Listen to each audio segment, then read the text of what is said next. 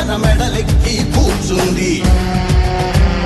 చుట్టూ ఉన్న ఎవ్వరిని బతకనివ్వదే అది. దాన్ని తుంచి వేలు తుంచే ధైర్యం. కాగితాలు మిస్ అయినది. ఓకే,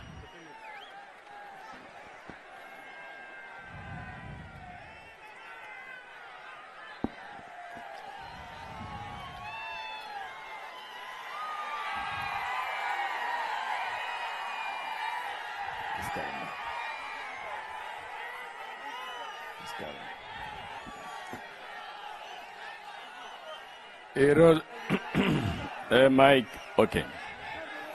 ఈరోజు మాడుగుల రా కదిలిరా అని పిలిపిస్తే తెలుగుదేశం జనసేన నాయకులు చూస్తున్నా ఉధృతంగా ముందుకొచ్చారు, బ్రహ్మాండంగా ముందుకొచ్చారు.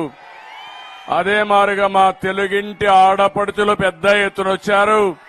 యుద్ధానికి మేము కూడా సిద్ధం అని చెప్పి మా ఆడబిడ్డలు వచ్చారు. అలాంటి ఆడబిడ్డలకి మా యువత వీరోచితంగా కనపడుస్తున్నారు. యువత ఏ పక్కనుంటే ఆ పక్కనే గెలుపు. తెలుగుదేశం జనసేన గెలుస్తాం, మళ్లీ రాష్ట్రాన్ని బాగు చేస్తామని మీ అందరికీ హామీ ఇస్తున్నా. తమ్ముళ్ళు జెండాలన్నీ దించాలి, వెనకనలు కనపడాలి, మళ్లీ ఎగరేద్దాం. అన్ని జెండాలు దించి పెట్టుకోండి, మళ్ళా మీటింగ్ అయిన తర్వాత ఎగరేద్దాం. ఈరోజు చాలా సార్లు నేను మాడుగులకు వచ్చాను. ఈరోజు మాడుగుల మీటింగ్ చూస్తున్నాను. మామూలుగా లేదు. తాడేపల్లి పిల్లికి జ్వరం వస్తుంది. ఇంకా రాబోయే రోజుల్లో నిద్ర కూడా రాదు. ఆ పరిస్థితిలో మాడుగుల బ్రహ్మాండంగా స్పందించారు. ఇది 64 రోజులే మనకు ఎన్నికలు. ఒకటే చెప్తున్నా, 64 రోజుల్లో వైఎస్ఆర్ కాంగ్రెస్ పార్టీ ఇంటికి పోవడం ఖాయం, తెలుగుదేశం జనసేన గెలవడం కూడా ఖాయం. అలాంటి మంచికి శుభ సూచకంగా ఈ సభ కనిపిస్తా ఉంది. ఇక్కడే కాదు, రా కదిలిరా అని పిలిపిస్తే ప్రాంతం ఏదైనా, సెంటర్ ఏదైనా అదే జోరు, అదే స్పీడు, ఎక్కడా తేడా లేదని మరొకసారి విజ్ఞప్తి చేస్తున్నా. ఈ స్పందన చూస్తే నాకు అనిపిస్తుంది వైఎస్ఆర్ కాంగ్రెస్ పార్టీ పైన, జగన్ పైన తిరుగుబాటు ప్రారంభమైంది. ఇది ఉధృతంగా ముందుకు పోతుంది. తొందరలోనే తుఫానుగా మారిపోతుంది. ఆ తుఫాన్లో వైఎస్ఆర్ కాంగ్రెస్ పార్టీ కొట్టుకొని పోవడం ఖాయం అని చెప్పి కూడా నేను మీకు తెలియజేస్తున్నా. ఈ ఎన్నికలు ఇంకా కొంచెం వాయిస్ పెంచాలి. ఈ ఎన్నికలు తెలుగుదేశం జనసేనకి కాదు, రాష్ట్ర భవిష్యత్తు కోసరం. ఈ ఎన్నికలు పార్టీలకు అధికారానికి సంబంధించి కాదు, తెలుగు జాతి భవిష్యత్తుకు సంబంధించిన ఎన్నికలు. అందుకే ఒకటే మిమ్మల్ని కోరుతున్నా, ఈ ఎన్నికల్లో రాష్ట్రం గెలవాలి, ప్రజలు గెలవాలి, మీ బిడ్డల భవిష్యత్తు గెలవాలి. మీ బిడ్డల కోసం ఏ ఆడబిడ్డలైతే కష్టపడుతున్నారో వాళ్ళ సాక్షిగా మీరు ఆలోచించమని మా ఆడబిడ్డలందరికీ పిలిపిస్తున్నా. సైకో పాలన అంతం చేస్తే తప్ప మనకు భవిష్యత్తు లేదు ఈ రాష్ట్రానికి. సమైక్య ఆంధ్రప్రదేశ్ లో ఇప్పుడు కూడా రాష్ట్రంలో చూస్తే ఒక సీనియర్ నాయకుడిగా చెప్తున్నాను, ఎంతో మంది ముఖ్యమంత్రులు చూశాను, కానీ ఇలాంటి సైకోని నా జీవితంలో చూడలేదు.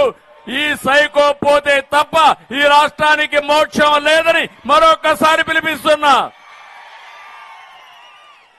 నిన్న కూడా మాట్లాడాడు, బటన్ నొక్కుతున్నానని గొప్పగా చెబుతున్నాడు. 124 సార్లు బటన్ నొక్కాడట. బటన్ నొక్కుడు కాదు, నీ బొక్కుడు సంగతి ఏంటని అడుగుతున్నా. ఈరోజు మీరు చూడండి, నిజం చెప్పాలంటే మీరందరూ కూడా గుర్తుపెట్టుకోవాలి. బటన్ నొక్కుడు మాటున ఎంత బొక్కాడో ఒక్కసారి మీరు ఆలోచించండి. ప్రజల భారం మీ మీద ఎంత భారం వేశాడో ఒక్కసారి ఆలోచించుకోండి.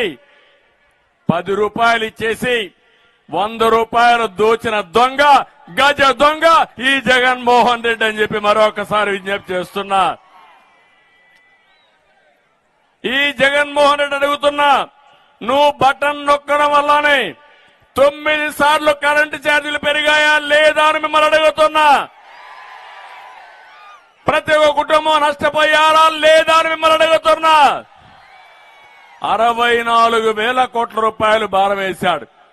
అదే తెలుగుదేశం హయాంలో 5 ఏళ్లలో ఒక్కరోజు కూడా కరెంటు ఛార్జీలు పెంచకుండా నాణ్యమైన కరెంటు ఇచ్చామా లేదా అని మిమ్మల్ని అడుగుతున్నారు.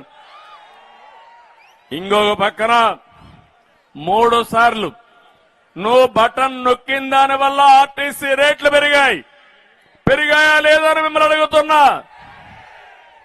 ఇంకో పక్కన నీ బటన్ పుణ్యమే చెత్త పన్ను వచ్చింది, ఆస్తి పన్ను వచ్చింది, పెట్రోల్ డీజిల్ రేట్లు పెరిగాయి, నిత్యావసర వస్తువుల ధరలు పెరిగాయి.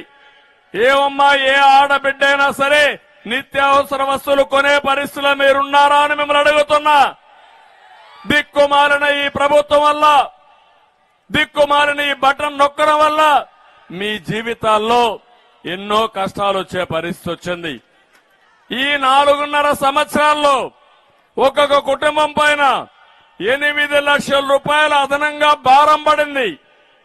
పెట్రోల్ గాని, డీజిల్ గాని, కరెంటు ఛార్జీలు గాని, నిత్యావసర వస్తువులు గాని, ప్రత్యేక పరోక్ష పన్నుల వల్ల 8 లక్షల రూపాయలు ఒక కుటుంబానికి భారం పడింది. ఒక్క నిమిషం మీరు ఆలోచించండి. ఇంకో పక్క నేను చాలా స్పష్టంగా అడుగుతున్నా, సూటిగా అడుగుతున్నా ఈ ముఖ్యమంత్రిని, జాబ్ క్యాలెండర్ కి ఎందుకు బటన్ నొక్కలేదు జగన్ అని అడుగుతున్నా. చెప్పావా లేదా అని అడుగుతున్నా. ప్రతి సంవత్సరం జాబ్ క్యాలెండర్ వస్తుందన్నాడా లేదా?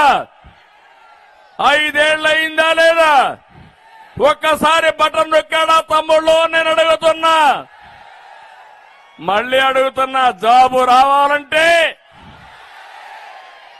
ఇది ఒట్టొట్టి బటన్ అవునా కాదా అని మిమ్మల్ని అడుగుతున్నా. యువతను ఒకటే కోరుతున్నా, ముందుకు రండి తమ్ముళ్ళు, నేను అండగా ఉంటా, మీ భవిష్యత్తు బంగారు భవిష్యత్ చేసే బాధ్యత మాదని మరొక్కసారి యువతకు పిలిపిస్తున్నా. నేను అడుగుతున్నా మా ఆడబిడ్డల్ని, మద్య నిషేధానికి ఎందుకు బటన్ నొక్కలే జగన్? సమాధానం చెప్పు.